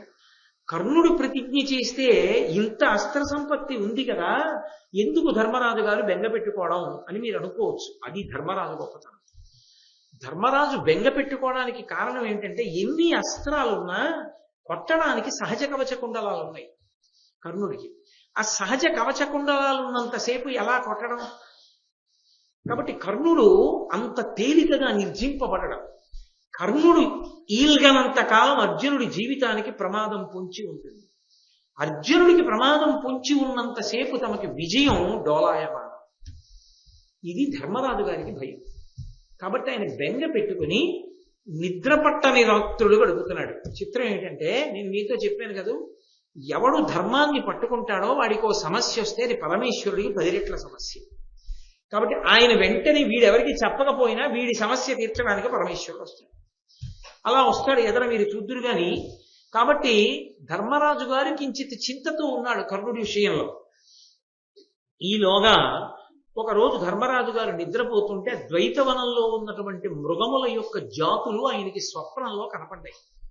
కనబడి, ఓ ధర్మరాజా, మీరు ఈ ద్వైతవనానికి వచ్చి 1 సంవత్సరం మీద 8 నెలలు గడిచిపోయింది. ఇప్పటికి 12వ సంవత్సరం గడుస్తోంది, అరణ్యవాసం అయిపోయింది. మీరు నిరంతరం వేటాడినటువంటి కారణం చేత అసలు కొన్ని మృగజాతులు అంతరించిపోతున్నాయి. ఇంకా మీరు వేటాడితే, ఇదే వనంలో ఉంటే ఇక కొన్ని మృగజాతులు మిగలవు. ఇక అసలు వాటి పిల్లలు ఉండవి. కాబట్టి ఆ జాతులు నిలబడాలి అంటే మీరు ఈ అరణ్యాన్ని విడిచిపెట్టి వెళ్ళిపోవాలి. నువ్వు ఎంత క్షాత్రధర్మం ఎరుగున్నవాడవో అంతటి కరుణామూర్తివి, అంతటి దయ కలిగిన వాడి. మా యందు ప్రేమతో నువ్వు ఈ అరణ్యాన్ని విడిచిపెట్టి వెళ్ళిపోవలసింది అని కలలో కనపడి అడిగే. మరునాడు తెల్లవారుజామున నిద్రలేచినప్పుడు ధర్మరాజు గారు తన 9 తమ్ముళ్ళని పిలిచాడు. రాత్రి నన్ను స్వప్నంలో మృగజాతులు ఇలా అడిగైరా, అందుకని మనం ఈ అరణ్యాన్ని విడిచిపెట్టేద్దాం, ఈ ద్వైతవనాన్ని విడిచిపెట్టి కామ్యక వనానికి వెళ్ళిపోదాం. అక్కడ పుష్కలంగా మృగాలున్నాయి, సరోవరాలున్నాయి, ఆ సరోవరాల నిండా కలువలున్నాయి, ఎంతో సంతోషంగా మనం జీవితం గడపచ్చు. కాబట్టి అక్కడికి వెళ్ళిపోదామని కామ్యక వనానికి వెళ్ళిపోయి, ఆ కామ్యక వనంలో వాళ్ళు మళ్ళీ వేరే కుటీరాలు కాకుండా అక్కడ తృణబిందు మహర్షి యొక్క ఆశ్రమమునందు పర్ణశాలలు వేసుకుని అందులో ఉంటున్నారు. ఉంటూ ఒకరిని చూసి ఒకరు బాధపడుతున్నారు. అరే, ఎలా గడపవలసిన వాళ్ళనరా, 12 ఏళ్ళు అయిపోయింది, చిట్ట చివరికి ఇంత దైన్యంతో బతకవలసి వస్తోందని ఎవరికి వాళ్ళు వాళ్ళ గురించి బాధపడలేదు. ధర్మరాజు తమ్ముళ్ళని చూసి, భీముడు అన్నని తమ్ముళ్ళని చూసి, అర్జునుడు అన్నల్ని తమ్ముళ్ళని చూసి, ఇలా ఒకళ్ళని చూసి ఒకళ్ళు బాధపడుతున్నారు. ఇలా కాలం గడిచిపోతున్నటువంటి రోజుల్లో వ్యాస భగవానుడు అరుదించాడు. మహాత్ముల యొక్క దర్శనము, మహాత్ముల యొక్క ఆగమనము శుభహేతు. వాళ్ళు వచ్చారు ఇంటికి అంటే ఖచ్చితంగా ఏదో శుభం జరుగుతుంది అని గుర్తు. ఇంటికి వచ్చిన పెద్దలు మనసు నొచ్చుకుని వెళ్ళిపోయినా అంతే ప్రభావం. కాబట్టి పెద్దలు రావడమే చాలు, ఇంటికి వాళ్ళ ఇంట్లో అడుగు పెట్టడం చాలు, అది శుభములకు హేతు. కాబట్టి ఆ వ్యాసుడు ఆశ్రమానికి వస్తే ధర్మరాజు గారు ఎంతో సంతోషాన్ని పొందాడు. ప్రీతి ఉండైచనుదించి ఆశ్రిత జనాభీష్ట క్రియాశీలుడు, ఉజ్జీతాంనాయుడు, నిర్విధూత దురిత క్లేశుండు, యోగామృత స్ఫీత స్వాంతుడు, అనంత సంతత సమావిర్భూత కారుణ్యధార తోయ స్నపనైక శీలుడగు పరాశర్యుడచ్చోటికిన్. పరాశర మహర్షి యొక్క కుమారుడైనటువంటి వేదవ్యాసుడు పరమ ప్రీతితో ఆశ్రితులైనటువంటి వారి యొక్క కోరికలను తీర్చేటటువంటి వాడు. ఎప్పుడూ కూడా ఆ వేదమంత్రములను పఠించేటటువంటి లక్షణం ఉన్నటువంటి వాడు, పరమ తేజోవంతుడైనటువంటి వాడు, ఎప్పుడూ కూడా యోగమనందు ఆనందాన్ని పొందేటటువంటి వాడు, విశేషమైనటువంటి తన కారుణ్యంతో ఎదుటివారిని ఓలలాడించగలిగినటువంటి వాడు. ఆ వ్యాస భగవానుడు బయలుదేరి వచ్చాడు. ధర్మరాజు గారు తన తమ్ములతో ఎదురేగాడు, కూర్చోబెట్టాడు, అర్ఘ్యపాద్యాదులను ఇచ్చాడు, వారిని పూజా విధితో సత్కరించాడు. చాలా సంతోషించి వ్యాసుడు ధర్మరాజు గారితో అన్నాడు, నాయనా ధర్మరాజా, నీకు నేను ఒక ప్రధానమైన విషయం చెప్తాను, మనసులో ఉంచుకో. అన్ని కాలముల యందు కష్టాలు ఉండిపో. కష్టాలు కొంతకాలం ఉంటాయి, కానీ జీవితం అంతా కష్టాలే ఉన్నా ఒక్క రోజునైనా జీవితంలో ఒక్క శుభవార్త అయినా వినకుండా మాత్రం మనుష్య జన్మ వెళ్ళదు. ఏదో ఒక్క శుభవార్త అయినా వింటాడు. రామాయణంలో సీతమ్మ తల్లి అంటుంది, కళ్యాణీవతగాదేయం లౌకికీ ప్రతిభాతిమా ఏతి జీవంతి మానందో నరం వర్ష శతాదపి అంటుంది. 100 సంవత్సరముల ఆయుర్దాయంతో ఒక మనిషి బతికితే 99 సంవత్సరముల 11 నెలల 29 రోజుల 23 గంటల ఇంకా మిగిలిపోయినటువంటి ఆ ఒక్క గంటలో 59 నిమిషముల 59 సెకండ్లు చెడు మాటలే, చెడు వార్తలే వింటూ దుఃఖమునందు మగ్నమైపోయినప్పటికీ ఆఖరి క్షణంలోనైనా శుభవార్త వింటాడు. తప్ప ఒక్క శుభవార్త వినని వాడు లోకంలో ఉండడయ్యా. వింటాడు. కాబట్టి మీరు ఇలా ఒకరిని ఒకరు చూసుకుని క్లేశాన్ని పొందుతూ దుఃఖాన్ని పొందుతుంటే మీ తేజస్సులు చల్లారిపోతాయి. ఎందుచేత అన్నిటికన్నా శోకానికి ఒక గొప్ప లక్షణం ఉంటుంది. అది ధైర్యాన్ని ఆర్పేస్తుంది. అగ్నిహోత్రాన్ని నీరు ఎలా ఆర్పేస్తుందో ధైర్యాన్ని శోకం ఆర్పుతుంది. అది దాని మొట్టమొదటి లక్షణం. శోకము ప్రవహించగానే ధైర్యము అడుగంటిపోతుంది. ధైర్యము అడుగంటిపోగానే ఆలోచన ఇక స్ఫురించదు.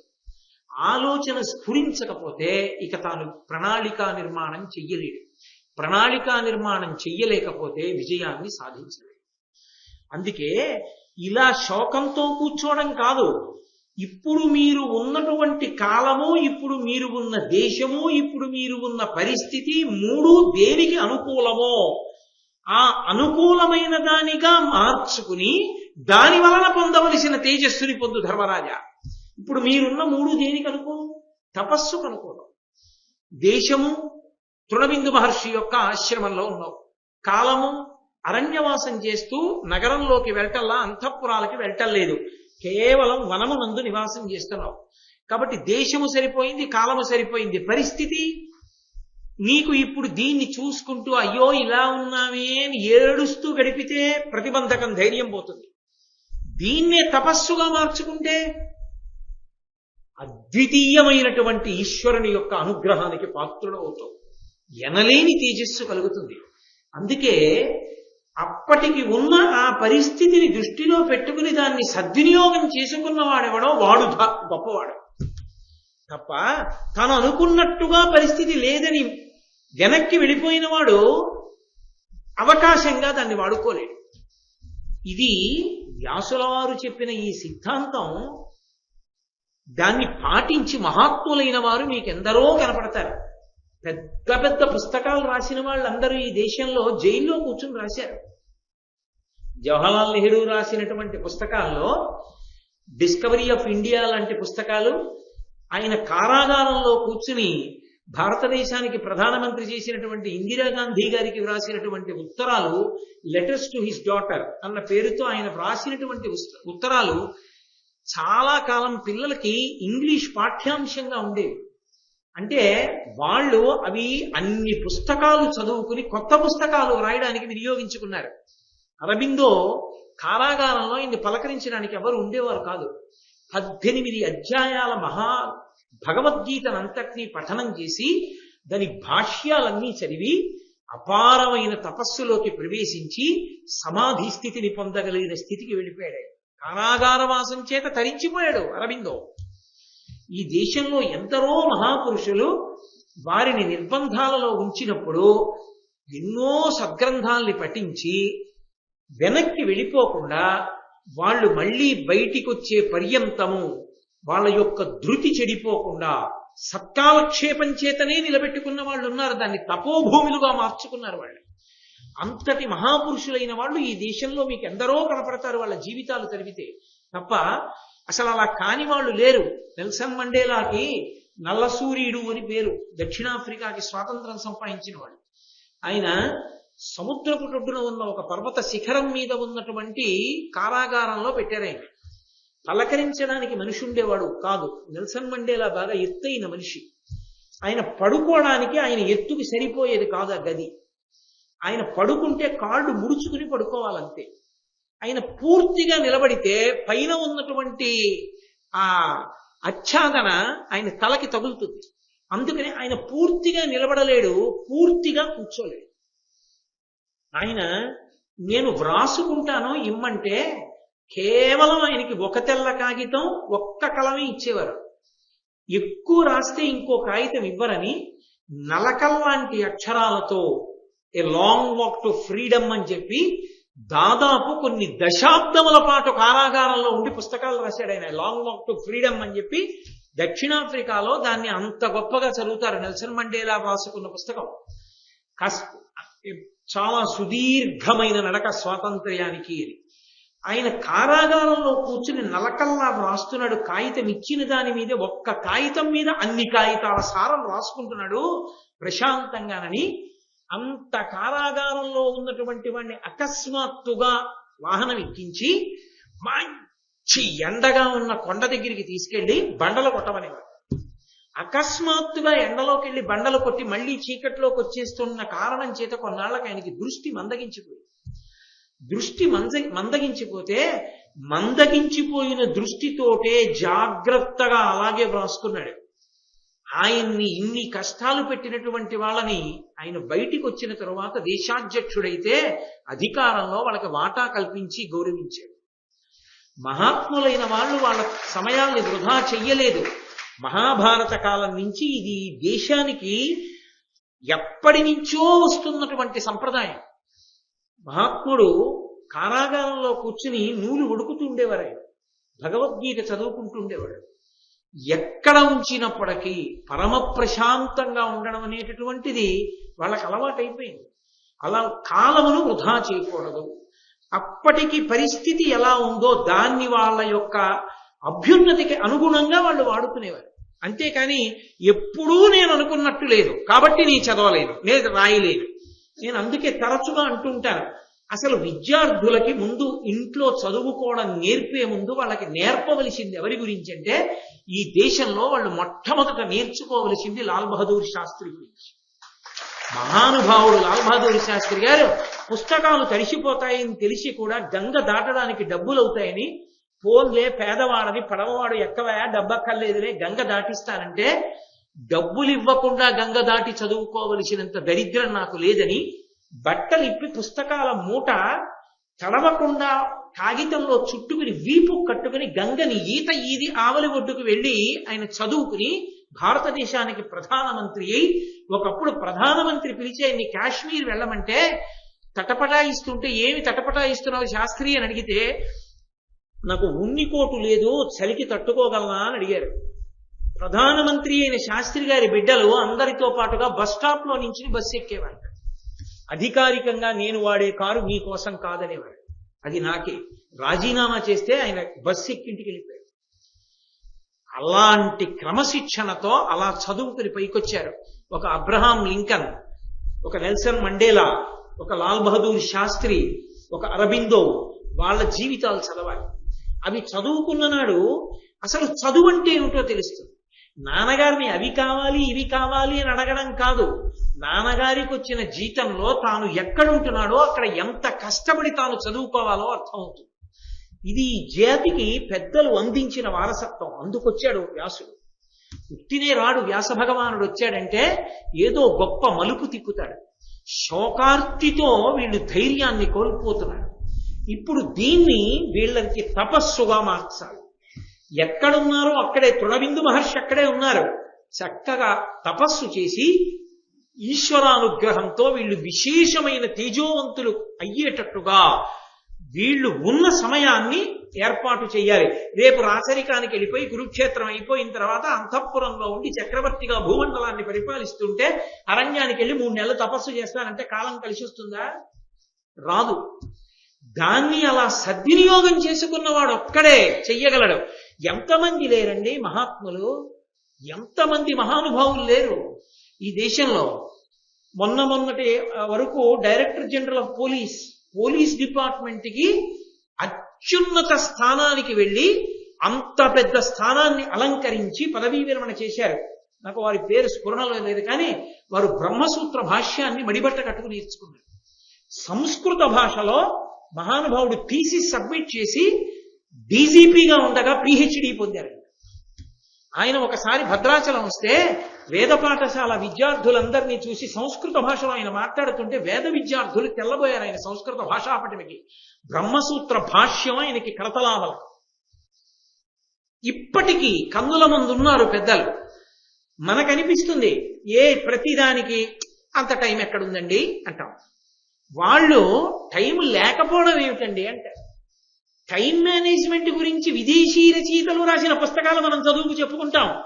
అసలు టైం మేనేజ్మెంట్ అంటే ఏమిటో చెప్పిన వాళ్ళు వ్యాసుడు, దాన్ని అనుభవించి పైకొచ్చిన వాళ్ళు పాండవులు, రామచంద్రపురం.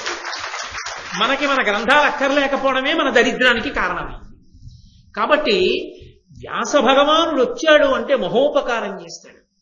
మనసు క్షోభిల్లిపోకుండా పైకెత్తి తిప్పాడు ఆయన. ఒక్కసారి తిప్పి మాట్లాడుతున్నాడు మహానుభావుడు.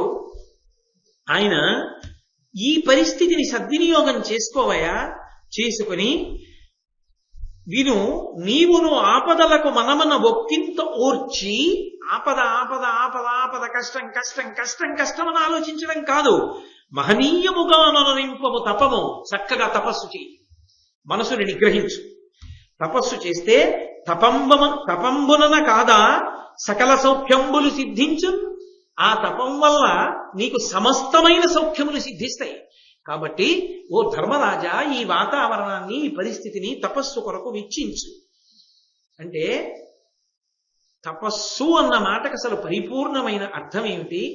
ఏది చేస్తే తపస్సు అవుతుంది నాకు చెప్పవలసింది అని అడిగాడు. అడిగితే క్షమయు, అహింసయు, సత్యము, సమతయు, ఇంద్రియజయంబు, శమము, పరిత్యాగమును తపో లక్షణములు క్రమముగా ఇన్నియును ఊర్ధ్వగతి కారణముల్. మనిషి ఊర్ధ్వగతిని పొందడానికి, పరమేశ్వరుణ్ణి చేరడానికి తపస్సు కారణం. తపస్సు యందు అంతర్భాగములు ఏమిటో తెలుసా? క్షమ, ఓర్పు. అది కదు పోతుంది. కష్టం కష్టం కష్టం కష్టం అనుకుంటే ఓర్పు పోతుంది. ఓర్పు ఎప్పుడు వస్తుంది? ఈ పరిస్థితిని ఇంకొక దానికి అనుకూలంగా వాడుకుంటే మనసు మారుతుంది.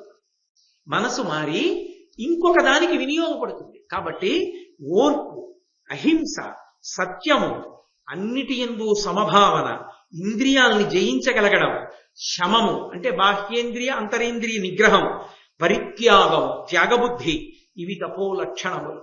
ఇవి ఉన్నవాడు తప్పకుండా వృద్ధిలోకి వస్తాడు.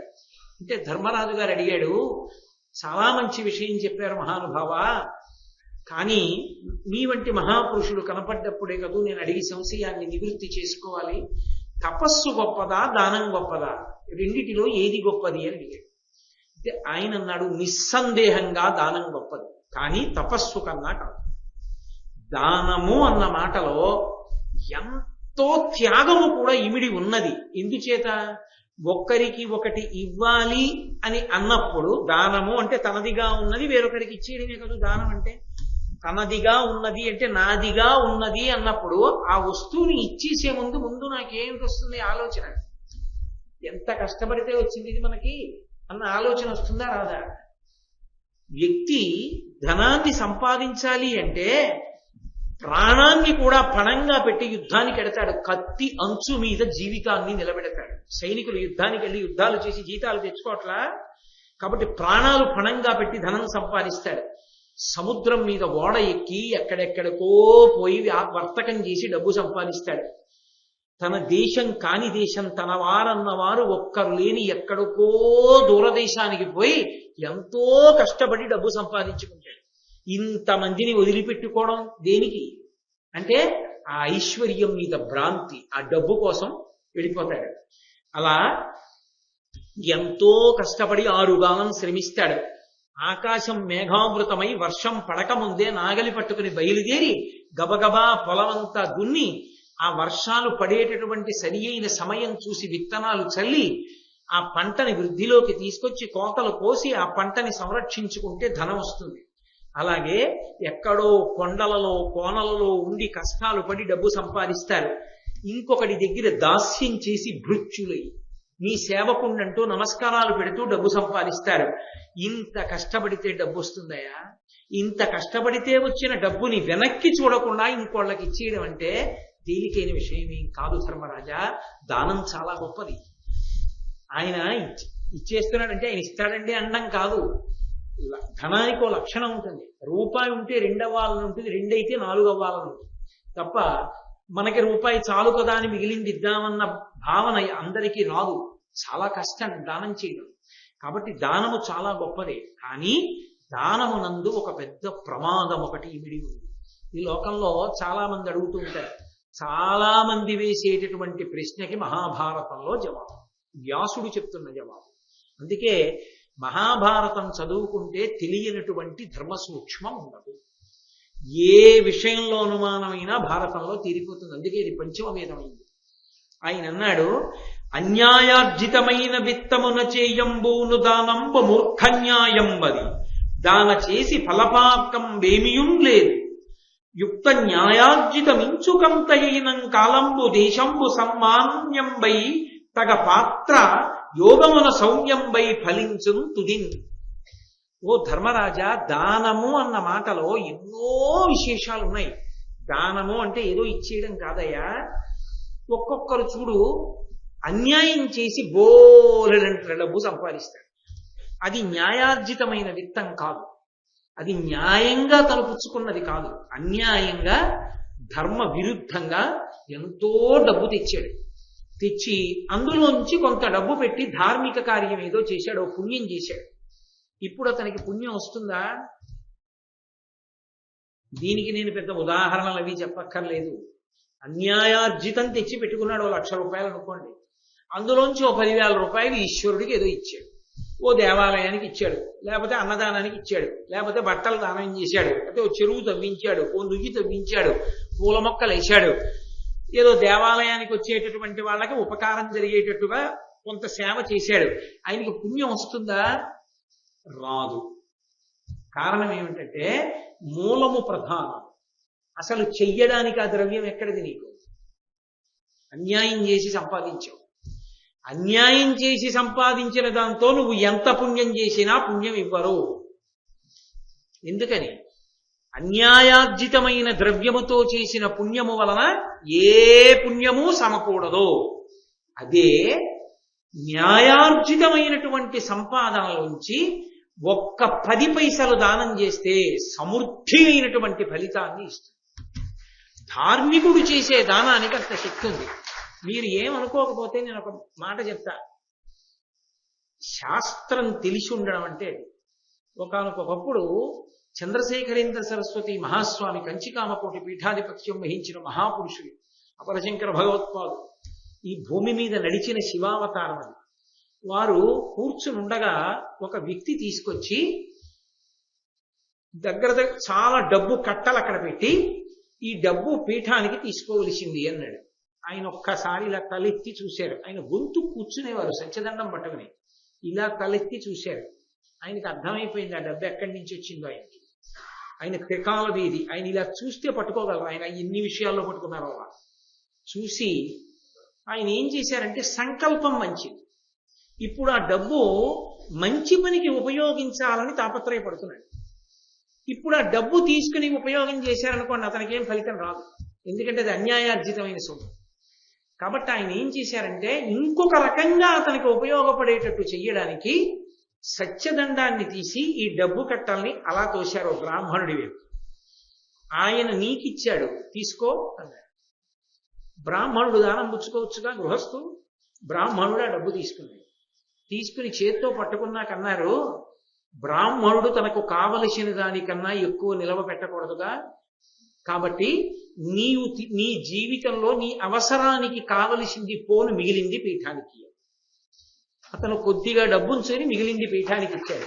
ఇప్పుడు ఆ ద్రవ్యం ఎవరిచ్చారు? బ్రాహ్మణుడు ఇచ్చాడు. న్యాయంగా ఉంచుకోవలసింది, దానం బట్టి ఉంచుకోవలసింది ఉంచుకుని మిగిలింది ఇచ్చాడు. ఇప్పుడు ఆ డబ్బుతో పీఠం మంచి పని చేసింది అనుకోండి, పీఠ సంకల్పాలు నెరవేరుతాయా? పీఠానికి ఆ డబ్బు న్యాయంగా వచ్చిందా? ఇప్పుడు ఆ ద్రవ్యంలో దోషం ఉందా? లేదు. పీఠం దెబ్బ తినకుండా చూడడానికి సొమ్ము అలా పంపి ఇలా తెచ్చారు. దానివల్ల ఇచ్చిన వాడేమయ్యాడు? బ్రాహ్మణుడికి ఇప్పించారు కనుక పీఠం దాన్ని ఖర్చు చేస్తుంటే ఈ ఫలితానికి ఎక్కడో అక్కడ కొద్దిగా స్పర్శ ఉంది కాబట్టి తరించే అవకాశాన్ని కల్పించారు. అది కూడా చాలా దూరంగా, తప్ప ప్రత్యక్షంగా కుదరదు. కాబట్టి అన్యాయార్జితమైనటువంటి సొమ్ము తీసుకొచ్చి, నేను పుణ్యాలు చేస్తున్నానండి, నేను ధార్మికమైన కార్యక్రమాలు చేస్తున్నానండి, నేను మంచి పనులు చేస్తున్నానండి, నాకు పుణ్యం వస్తుందా అంటే కించిత్ కూడా రాదు, ఇవ్వరు.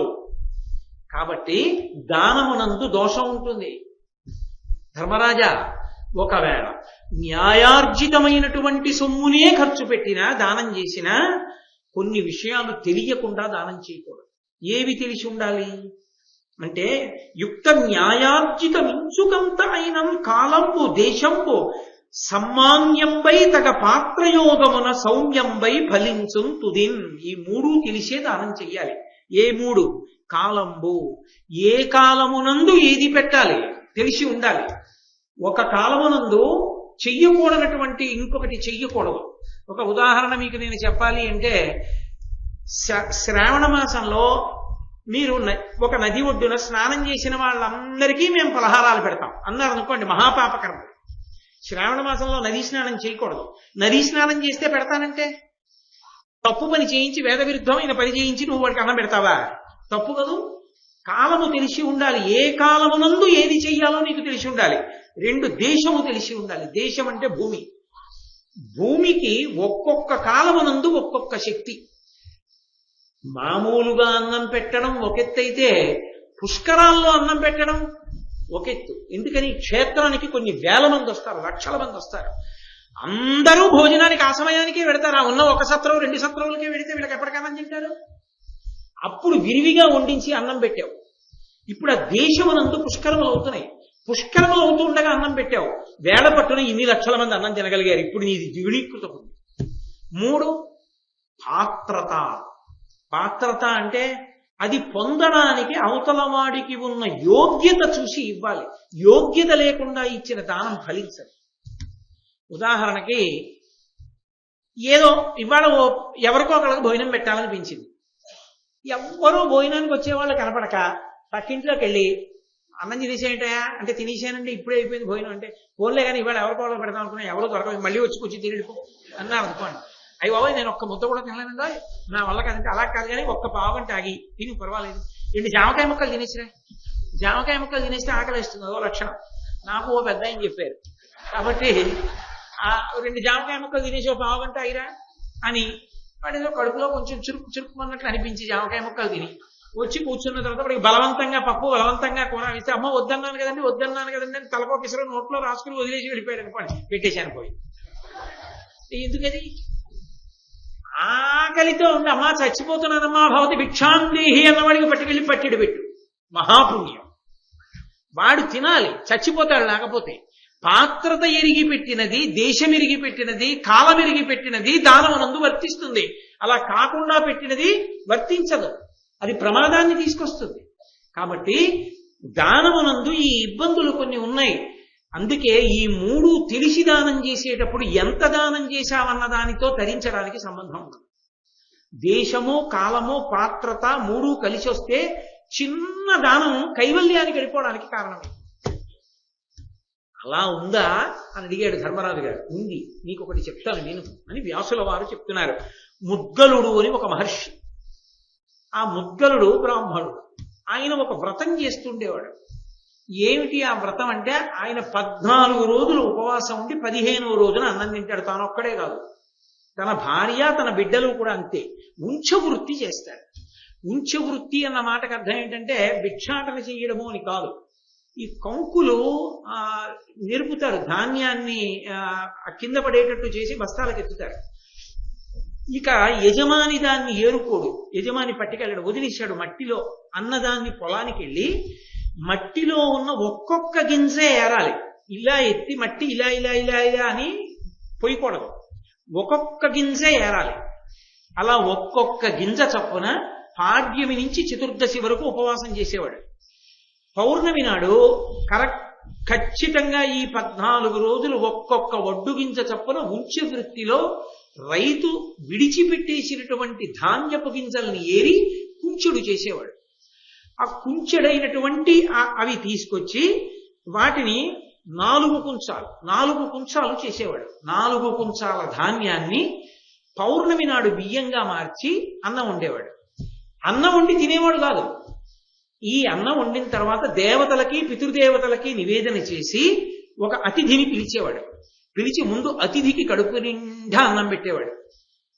ఆయనకి అన్నం పెట్టేటప్పుడు పరమ సంతోషంతో పెట్టేవాడు, ఎంత తింటే అంత. తత్ ఉచ్ఛిష్టం అంటే మిగిలిపోయిన శేషం ఏదుందో ఆ శేషాన్ని తాను, తన భార్య, తన బిడ్డలు కలిసి తినేవాడు. మళ్ళీ ఆ పౌర్ణమి వెళ్ళిపోయిన పాడ్యమి దగ్గర నుంచి మళ్ళీ చతుర్దశి వరకు ఉపవాసం ఉండి మళ్ళీ ఒక్కొక్క ఒడ్డు గింజ చప్పున ఏరుకుంటూ పాత్రలో వేసి అమావాస్య వచ్చేటప్పటికి మళ్ళీ 4 కుంచాల వడ్లు చేసేవాడు. చేసి మళ్ళీ ధాన్యం వండి, మళ్ళీ అన్నం వండి వచ్చిన అతిథికి పెట్టి ఆ శేషాన్ని మళ్ళీ తింటుండేవాడు. దేవతలకి పితృదేవతలకి పెట్టి, అమావాస్య అయితే పితృహోమం కూడా చెయ్యాలి, చేసి అప్పుడు తింటుండేవాడు. ఇలా జరుగుతూ ఉండేది. ఇలా జరుగుతుండగా ఒకానొక సమయంలో దుర్వాసో మహర్షి వచ్చాడు. దూర్వాసుడు అంటుంటారు, దూర్వాసుడు కాదు, ఆయన పేరు దుర్వాసుడు. దుర్వాసో మహర్షి వచ్చారు. ఆయన రావడం ఎలా వచ్చారు? దుర్వాసో మహర్షిగా వస్తే పెట్టడం పెద్ద విశేషం కాదు. బట్టలన్నీ చింపేసుకుని ముక్కలు ముక్కలుగా బట్టలు వేలాడుతుంటే ఒంటి నిండా మట్టి పూసేసుకుని జుత్తంతా చింపిరి జుత్తు చేసేసుకుని విపరీతమైన ఆకలితో ఉన్నవాడిలా వీళ్ళు ఇక అన్నం తినడానికి కూర్చునే సమయానికి ఆయన గబగబా వచ్చాడు. వచ్చి ఆకలిగా ఉందాయా అన్నం పెట్టండి. ఆ ఉన్న అన్నం అంతా తీసి ఎంత పెట్టినా తినేశాడు. తినేసి విస్తట్లో వేయి అని తినేసి ఆఖరణ పాత్రలో ఉన్నది పెట్టేశాక బ్రేవం తెంచి ఉత్తరాపోసనం బట్టి ఆ మిగిలిన అన్నం అంతా తీసి ఒంటికి రాసేసుకుని వెళ్ళిపోయాడు. కించిత్ బాధపడ్డాడు. అతిథి వచ్చాడు, పెట్టాను, కుండలోది సరిపోయింది, అతిథికి చాలు అనుకున్నాడు. 14 రోజులకు ఒక్క మాటే తింటాడు, బెంగ పెట్టుకోలేదు. ఆయన భార్య బిడ్డలు బెంగ పెట్టుకోలేదు. మళ్ళీ వెళ్ళి ఏరి తెచ్చాడు. ఇప్పుడు అమావాస్య వచ్చింది, మళ్ళీ తినబోతున్నాడు. మళ్ళీ అలాగే వచ్చాడు దుర్వాసో మహర్షి. మళ్ళీ పెట్టమన్నాడు, మళ్ళీ పెట్టాడు, మళ్ళీ తినేశాడు, మళ్ళీ ఒంటికి రాసుకున్నాడు, మళ్ళీ వెళ్ళిపోయాడు. ఇలా పౌర్ణములు అమావాస్యలు కొన్ని గడిచాయి. ఆయన వస్తున్నాడు, తింటున్నాడు, వెళ్ళిపోతున్నాడు. అన్నంబు వెట్టెన తడుతది అన్నంబంతయును కుడిచి ఆత్మదనిసి శేషాన్నంబు మేన నిండగా సన్నుతుడు అలదికొని మొగుడ చనియే నిజేచ్ఛన్. ఆ అన్నాన్ని ఒంటికి రాసుకొని వెళ్ళిపోతుండేవాడు. వచ్చాడు ఓ రోజున, మళ్ళీ వచ్చి ముద్గల అన్నం పెట్టన్నాడు. అంటే మళ్ళీ అన్నం పెడుతున్నాడు. పెడుతుంటే తిని అన్నాడు, ఏమయ్యా నేను అప్పటి వరకు మాట్లాడలేదు, ఇవాళ మాట్లాడుతూ అన్నాడు, మనమున ఏబగింప అవమానము చేయక ఇంచుకంతయున్ కినియక ఓలమందక అకృత్రిమ భక్తిను నర్చితీవు సజ్జననుత అన్నదానము ప్రసాదము సత్యము ధైర్యము దమంబును అపరిగ్రహత్వమును కొల్పుగా నీ ధనమయ్య ఇయ్యడన్. అన్నం పెట్టేవాళ్ళు లోకంలో చాలా మంది ఉంటారు, కానీ నీ దగ్గర అన్నం పెట్టడంలో ఎన్ని గుణాలు ఉన్నాయ్యా మహానుభావ. కనీసం అరే వీడు ఇంత అన్నం తినేస్తున్నాడు, ఇంకేం మిగలటం లేదని మనసులో కూడా యావగించుకోలేదు నన్ను. మాకు 14 రోజులకి తినవలసిన అన్నం తినకుండా ఒంటికి రాసుకుంటాడేంటి అని ఒక్క మాట అనలేదు, అవమానం చేయలేదు. నీకు పెట్టమయా అర్థం లేని పెద్ద తిండి నువ్వును అని అనలేదు. నువ్వు ఇంచుకంత యుంగినియక మా మీద కోపగించలేదు. విపరీతమైనటువంటి భక్తితో నాకు అన్నం పెట్టావు. నిజంగా ఈ అన్నదానం, ఈ సత్యం, ఈ ధార్మిక బుద్ధి నీ యందు అత్యద్భుతం. ఇలా ఎవరి యందు ప్రకాశించదు.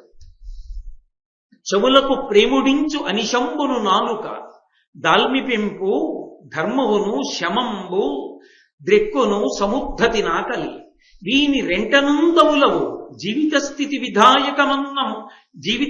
విధాయకమన్నము నీవు జీవితేచ్ఛ విడిచి తిప్పుడేమని ప్రశంసయునట్టు వినింతపోనిధి. ఏమయ్యోయ్ ముద్గలుడా, నేను ఒక మాట చెప్తాను. నాకు జిహ్వచాపల్యం ఎక్కువ. ఏవి కనపడినా తినాలనిపిస్తుంది, విశేషమైన ఆకలిస్తుంది. ఆ ఆకలి వేసి తినాలనిపించినప్పుడు దానికి ఎవరైనా అడ్డొస్తే కోపం వస్తే ఇంద్రియ నిగ్రహం పోతే నీ శపిస్తూ ఉంటాను. ఆకలికి కోపానికి అంత దగ్గర సంబంధం. 14 రోజులు అన్నం తినని వాడివి అన్నం వండి దేవతలకి నైవేద్యం చేసి అతిథిని పిలిచి పెట్టి తిందామని ఆకులేసుకుని ఇవాళ అన్నం తిందామని నీ భార్య బిడ్డలు నించునుంటే ఇన్నిసార్లు నేను వచ్చి అన్నం తిని వెళ్ళిపోతుంటే ఒంటికి రాసుకుని వెళ్ళిపోతుంటే నీకు కోపం రాలేదయ్యా?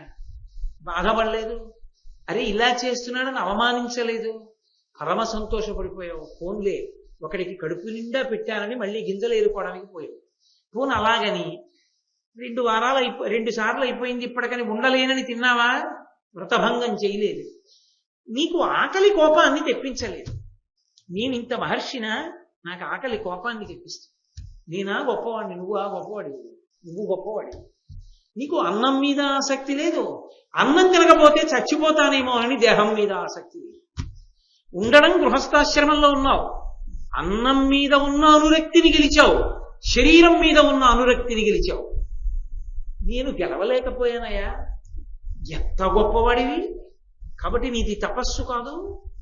అన్నం పెట్టడం ఒకటే కనపడుతోంది. ఒక కలశలో ఉన్నటువంటి ధాన్యాన్ని బియ్యంగా మార్చి అన్నం పెట్టడం కనపడుతోంది. కానీ ఆ అన్నం వెనక ఇన్ని సద్గుణాలు ఉండడం తపస్సేగా. నీ ఎంత తపస్సు భాషించిందయ్యా. మనమున ఇంద్రియముల వర్తనమును సరిగా నొనర్చు ధర్మంబు తపంపని చెప్పుదురు. అట్టి తపం అనగా నీ ఎంత కలిగే అభినవ భంగిన్. ఇంద్రియాల్ని వశం చేసుకోవడమే తపస్సు అంటారు. ఇంద్రియాల్ని వశం చేసుకోవడము అన్న మాటకు అర్థం ఏంటంటే బలవంతంగా తొక్కిపెట్టడం కాదు. ఆ ఇంద్రియములకు ఏది కనపడితే కదిలిపోతాయో అది కనపడినా వికారం పొందకపోవడం. 14 రోజుల తర్వాత తిందామని వండుకున్న అన్నాన్ని ఎదురుగుండా ఉన్నవాడు మొత్తం తిని ఒంటికి రాసుకుపోతుంటే కోపం రావద్దు, నోటి వెంట చొంగ కారిపోవద్దు ఆకలితోటి. ఏమీ కాదు. అంటే కళ్ళ ముందు కనపడినా ఇంద్రియాలు కదలలేదు. ఇది కదా తపస్సు, ఇంద్రియాల్ని గెలవడం అంటే. కాబట్టి నువ్వు దానం చేసినట్టు కనపడుతోంది, కానీ దానం కాదు, తపస్సు సిద్ధించింది. ఇది దానానికి తపస్సుకి ఉన్న సంబంధం. దానము తపస్సు అవుతుంది ఒకనాడు. ఆ దానం సరిగ్గా తెలుసుకోకుండా అన్యాయార్జితాన్ని తీసుకొచ్చి దానం చేస్తే వచ్చే పుణ్యం ఏమీ ఉండదు. నేను తెస్తున్నాను కదండి, కొంత పెడుతున్నాను కదండి అని తేవడం ఎక్కువైపోతే పాపం ఒకటే వస్తుంది తప్ప వచ్చే పుణ్యం ఉండదు. కాబట్టి చూసావా ధర్మరాజా, తపస్సే సిద్ధించిందయా ఆయనకి. కాబట్టి ఇప్పుడు ఏమైందంటే దేవలోకం నుంచి రథం వచ్చింది. వచ్చి రావయ్యా నిన్ను దేవలోకానికి తీసుకెడతాం, ఇంత గొప్ప పని చేశావన్నారు. ఎక్కాడు బ్రాహ్మణుడు. ఎక్కి మహానుభావుడైనటువంటి ఆ ముద్గలుడు బయలుదేరుతున్నాడు. వెళ్ళిపోతుంటే పరిచయం మీద ఆ సారథిని అడిగాడు. కొంతసేపు ప్రయాణం చేశారుగా, స్వర్గలోకం అంటే అలా ఉంటుందని అడిగాడు. స్వర్గలోకంలో వాళ్ళు ఉంటారు, వీళ్ళుంటారు అన్నీ చెప్పి ఓ మాట చెప్పాడు. అక్కడ అలసట ఉండదు, భోగములు ఉంటాయి. భోగమైనా మనకుండే లక్షణం ఏంటంటే ఎక్కువ అనుభవిస్తే అలిసిపోతాం. భోగమైనా సరే అదే పనిగా సినిమా చూస్తే చాలా బాగుంది అన్నారు కదండి, మొట్టమొదటి రోజే చూడాలన్నారు అనుకోండి, మీరు ఇంట్లో ఉన్న కాళ్ళు చేతులు కట్టి 10 రోజులు 4 షోలు చూపిస్తా అన్నారు అనుకోండి, నన్ను క్షమించండి, ఇంకెప్పుడు ఈ భ్రాంతి పెట్టుకోనండి కాదు. కాబట్టి మనకి భోగం అనుభవించమన్నా అలిసిపోతాం మనం. కానీ ఎంత అనుభవించినా అలిసిపోరు స్వర్గలోకం. బాగానే ఉంది, భోగాలు అనుభవిస్తారు, బాగుంది అంతవరకు. ఆ తర్వాత ఏమిటంటావా? ఆ భోగాలు అనుభవించడానికి కావలసిన పుణ్యం పూర్తయిపోగానే మళ్ళీ భూలోకం మీద పారేస్తారు. 2. ఇంకోటి ఏంటి, ఇంకా అక్కడ కర్మాధికారం లేదు. అక్కడ కూర్చుని కొత్తగా పుణ్యం చేయడానికి ఏముండదు, అయిపోతుంది కదా, మళ్ళీ పుణ్యం చేసి ఏదో కొంత పుణ్యం సంపాదించుకుని అక్కడే ఉందాం అంటే కుదరదు. అక్కడ పుణ్యం చేయడానికి లేదు. కాబట్టి అక్కడ ఉండేటటువంటి వాసాన్ని పెంచుకునే అవకాశము లేదు. ఉన్న పుణ్యం ఖర్చైకి దబడాలంతే. అంటే వెంటనే ఆ మౌద్గలుడు అన్నాడు, ఆపు రథాన్ని. ఆపాడు. ఎవడికి కావాలా భోగాలు? ఎందుకవి? భోగం అనుభవించడానికి అలసట ఉండదా? అలసట లేకుండా భోగం అనుభవిస్తాడా? అనుభవించినందుకు పుణ్యం పోతుందా? పోయింది కాబట్టి కింద పడిపోతాడా? పోని అక్కడ ఉండి చేసుకోవడానికి లేదా? ఎవడికి కావాలా? స్వర్గం కిందకి తీసుకెళ్తే ఏం చేస్తావన్నా? జ్ఞానం సంపాదించుకుంటా. అది వైరాగ్యం అంటే. ఇప్పుడు వైరాగ్యం వచ్చింది ఆయనకి భోగాల మీద. నిరపేక్షగా కిందకు వచ్చేసాడు, దింపేశారు భూమి మీద. అన్నిటి యందు సమత్వ బుద్ధిని పెంచుకున్నాడు. కష్టం లేదు, సుఖం లేదు. వృషద్విచిత్ర తల్పయో భుజంగముక్తిక స్రజో గరిష్ట రత్నలుష్టయో సుహృద్విపక్షపక్షయో తృణారవింద చక్షుషో ప్రజాపహీ మహేంద్రయో సమప్రవర్తయన్మన కదా సదా శివం భజే అంటారు. అన్నిటి యందు సమానమే. అరణ్యం అయినా ఒకటే, ఇల్లు అయినా ఒకటే, వజ్రం అయినా ఒకటే, మట్టి బెడ్ అయినా ఒకటే. అలా సమత్వ బుద్ధిని పొంది నిరంతరము భగవంతుని ధ్యానం చేసిన కారణం చేత విశేషమైనటువంటి జ్ఞానాన్ని పొంది, ఏ జ్ఞానమును పొందడం చేత ఇక మళ్ళీ పుట్టవలసిన అవసరం లేదో అటువంటి జ్ఞానమును పొంది ఇక పుట్టవలసిన అవసరం లేకుండా శరీరాన్ని విడిచిపెట్టి జీవన్ముక్తుడై పరమేశ్వరునిగా ఆత్మగా నిలబడిపోయాడు. కాబట్టి దానంతో ఒక్క కలశలో ఉన్నటువంటి ధాన్యాన్ని సక్రమంగా దేశము, కాలము, పాత్రత ఈ 3 తెలుసుకుని దానం చేయడం మొదలు పెట్టడం తపస్సే అయింది. కాబట్టి తపస్సు దానము విడదీయడం కుదరదు. ఎప్పుడు దానం విడిపోతుంది తపస్సు కన్నా? అన్యాయంతో ధనం కలిస్తే తప్ప. ఈ 3 తెలిసి దానం చేసినటువంటి న్యాయార్జితమైన విత్తము వలన తపస్సులోనికే ప్రవేశించి ఆ తపస్సు జ్ఞానమునకు కారణమవుతుంది. ఆ జ్ఞానము చేత మోక్షాన్ని పొందుతాడు. కాబట్టి ధర్మరాజా, అసలు ఈ తపస్సు చేత సాధించుకోలేని విశేషము లేదు. కానీ తపస్సు చెయ్యడానికి యోగ్యమైన దేశము, యోగ్యమైన కాలము, యోగ్యమైన పరిస్థితి నీకు ఇప్పుడు అనుకూలించే. కాబట్టి ఇక ఎంత మాత్రం ఆలస్యం చేయకుండా, కొద్ది నెలలు మిగిలి ఉంది నీకు ఇంకా 12వ సంవత్సరంలో, ఇక ఇది దాటిపోయిందా నీకు కుదరదు. కాబట్టి చక్కగా తపస్సు చేయి. చూడండి, క్షేత్రాలకు వెడతాం. క్షేత్రానికి వెళ్ళిన తరువాత ఒక అద్భుతం ఉంటుంది. ఒక్క మాట గోవిందా అన్నారనుకోండి, 1,000,000 మాటలు గోవిందా అన్నట్టు. ఇంట్లో కూర్చుని 1,000,000 మాటలు గోవిందా అంటేనే 1,000,000 మాటలు గోవిందా. అక్కడ ఒక్క మాట గోవిందా అంటే చాలు. కాబట్టి వెంకటాచలం వెళ్ళాం. వెంకటాచలం వెడితే అదే పనిగా ఆనంద నిలయంలోకి వెళ్ళిపోవాలని ఏం లేదు. చక్కగా వచ్చి కూర్చుని, సిద్ధభూములు ఉన్నాయి, పైన తరిగొండ వెంగమాంబ గారి బృందావనం ఉంది, పాపనాశనం ఉంది, ఆకాశగంగ ఉంది. అలాంటి చోటికి వెళ్ళి కూర్చుని విష్ణు సహస్రనామ స్తోత్ర పారాయణం చేశామనుకోండి, లలితా సహస్రనామ స్తోత్ర పారాయణం చేశామనుకోండి, మహాభారతం పట్టుకెళ్ళి ఆరణ్య పర్వంలో మార్కండేయ మహర్షి చెప్పిన విషయాలన్నీ ఒక్కసారి చదువుకున్నాం అనుకోండి, 1,000,000 మాటలు పారాయణ చేసిన పుణ్యం. ఒక 3 రోజులు వెంకటాచలం కొండ మీద ఉండి సుందరకాండ చదువుకుని వచ్చాడు అనుకోండి, 1,000,000 మార్లు సుందరకాండ పారాయణ చేసుకున్నట్టు. అది దేశము, కాలము వలన సంప్రాప్తమవుతాయి. అక్కడికి వెళ్ళి కూడా వేళపట్టున పడుకోవాలి, వేళపట్టున తినాలి. ఎక్కడైనా 1 గంట మిగిలితే షాపింగ్కి వెళ్ళిపోవాలి అంటే 1,000,000 మాటలు క్షేత్రంలో షాపింగ్ చేసిన ఫలితం వస్తుంది. ఏమిటి ఉపయోగం నీకు? దానికి ఏమైనా ఉపయోగం ఉందా? పెట్టినవాడు ఎందుకో పెట్టాడు, పెట్టించిన వాడు ఎందుకో పెట్టాడు, తెలియక నువ్వు తిరుగుతున్నావు. ఎందుకది? ఏమిటి ఉపయోగం? క్షేత్రానికి బొమ్మల కొట్లకి ఎందుకండి? ఏమిటి సంబంధం? ఎందుకు తిరగడం? ఎందుకు అసలు అక్కడ అవిందు? దాని బదులు శుభ్రంగా ఏ నామం చెప్పుకోవడానికి మంటపాలో ఉంటే చాలు. ఎక్కడికి ఎందుకు వెళ్ళామో దాన్ని అందుకు వినియోగించుకోమని కదా మనకి మహానుభావుడు వ్యాసవాక్కు. కాబట్టి ఆ దేశకాలములను వినియోగించుకోవడం వస్తే, కారాగారాల్లో ఉండి తరించిన వాళ్ళు ఉన్నారు, అడవుల్లో ఉండి తరించిన వాళ్ళు ఉన్నారు, క్షేత్రవాసముల చేత తరించిన వాళ్ళు ఉన్నారు, సిద్ధభూముల చేత తరించిన వాళ్ళు ఉన్నారు. కాబట్టి కేవలంగా దీన్ని ధర్మరాజు గారికి చేసిన ఉపదేశంగా స్వీకరించకుండా మనందరం కూడా మన జీవితాల్ని ఎలా ఒబ్బిడి చేసుకోవాలో, అన్యాయార్జితం తెచ్చి దానం చేస్తే ఫలితం రాదయా, న్యాయార్జితంలో 1 రూపాయి దానం చేయి, ధరిస్తాం అని ఇన్ని ధర్మ సూక్ష్మములతో కూడినటువంటి వ్యాస భగవానుడి యొక్క ఉపదేశాన్ని స్వీకరించి మన జీవితాలు కూడా తరించేటటువంటి మార్గంలో మనం అనుష్ఠాన క్రమాన్ని తీర్చిదిద్దుకోవలసి ఉంటుంది. నేను వ్యాస భగవానుడు మాట్లాడినటువంటి పరమ పవిత్రమైనటువంటి ఆఖ్యానం దగ్గర ఇవాళ ఉపన్యాసాన్ని ఆపుతూ, ఎందుచేత అంటే రేపు ఆరణ్య పర్వంలో చాలా గొప్ప ఘట్టం, మహాభారతంలో అత్యంత కీలకమైన ఘట్టానికి దారి తీసినటువంటి పరిస్థితి, అసలు ఆ జరిగిన సందర్భం రేపటి రోజున ప్రస్తావనకు వస్తుంది. అందుకే